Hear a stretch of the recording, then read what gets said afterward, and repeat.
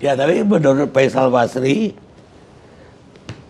ekspor nikel itu walaupun sudah di smelter, dari 95% ekspor kita itu seluruhnya ke Cina. Dengan harga dibanting. Di Cina itu harganya 800-an kalau nggak salah. Kita patok jadi 34. Dan itu berlaku 30 tahun. Tanpa pajak. Jadi yang kaya oleh nikel itu menurut pakar ekonomi Faisal Basri. Kalau saya kan nggak pakar ekonomi. Pakar nggak jelas. Lah, menurut pakar ekonomi, yang kita bikin kaya itu cuma Cina. Bukan bangsa kita. Karena dari itu katanya cadangan kita itu 25% dari cadangan dunia. Dan itu hampir semuanya ke Cina. Lah, yang tadi dilarang biji nikel kan, itu pun ternyata masuk juga ke Cina 5 triliun dari data bea cukai Cina. Bea cukai kita nggak ada ekspor.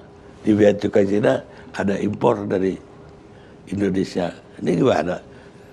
Jadi saya sekaligus menyampaikan dan meluruskan informasi ini Bang Karni. Jadi gini Bang Karni, yang menguasai IUP, Ya.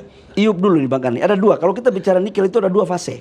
Ya. Satu adalah IUP yang menguasai pertambangan, satu adalah industrinya. Ya.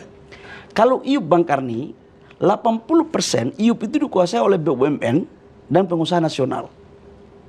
20%-nya itu asing. Ya. Yang kedua, begitu penyetopan ekspor nikel, maka pemerintah harus merumuskan kebijakan agar pemegang IUP 80% yang milik anak-anak Republik dan BUMN ini mampu tersalurkan di industri. Ini kebalikan Bang Karni, industri nikel, smelter nikel itu dikuasai 85% oleh asing. Termasuk dalamnya adalah China. Kenapa itu dilakukan Bang Karni? Ini harus menjadi introspeksi kita semua. Sebab apa? Yang membiayai smelter nikel ini Bang Karni, itu hanya asing. Ya mampu. Ya, perbankan Presiden Indonesia yang mampu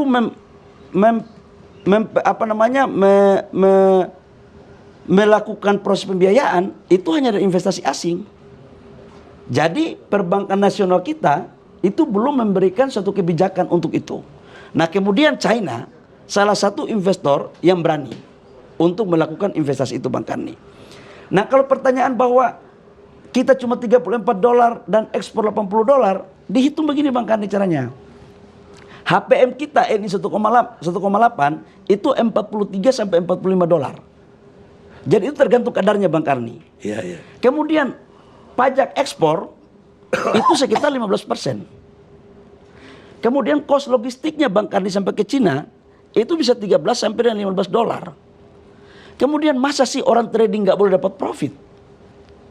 Jadi jangan dilihat kacamata seolah-olah bahwa harga ekspor $80, kemudian dalam negeri hanya $45. 34 lagi. Gimana Pak? $34. Kalau NI 1,8 bukan 34. NI di bawah. Oh, iya. Jadi ada kadar-kadarnya, ada kadar-kadarnya. Kadar bawah. Jadi menurut saya ini hanya persoalan bisnis to bisnis murni. Nah, kenapa itu dilakukan pelarangan untuk ekspor? Agar smelternya dibangun nasional. Tugas kita Bang Karni sebenarnya satu. Perbankan nasional harus mau memberikan kredit bagi pengusaha-pengusaha nasional dalam membiayai smelternya. Gimana mungkin ada orang muka seperti saya Bang Karni membangun smelter, satu smelter, satu line untuk nikel itu 250 juta US dollar. Kalau 4 line itu 1 billion US dollar. Perbankan nasional kita equity-nya harus 30 sampai 40%. Bagaimana mungkin? Jadi ini introspeksi untuk kita semua. Nah, terkait dengan Cina saja ada juga soalnya Bang Karni. Ini kan DHE sebenarnya, dana hasil ekspor. Secara logika saya pikir Bang Faisal akan mengerti betul. Kredit di luar negeri. Oke? Begitu dia ekspor Bang Karni, pendapatannya harus menyelesaikan dulu kewajibannya. Cicilan pokok dan bunga. Yang masuk ke dalam negeri itu 30%. OPEX dan profit. Sementara kewajiban-kewajiban dia yang dia bayar atas dasar pinjaman luar negeri harus selesaikan. Nah, bagaimana caranya agar itu masuk dalam negeri semua? Gampang aja Pak Karni.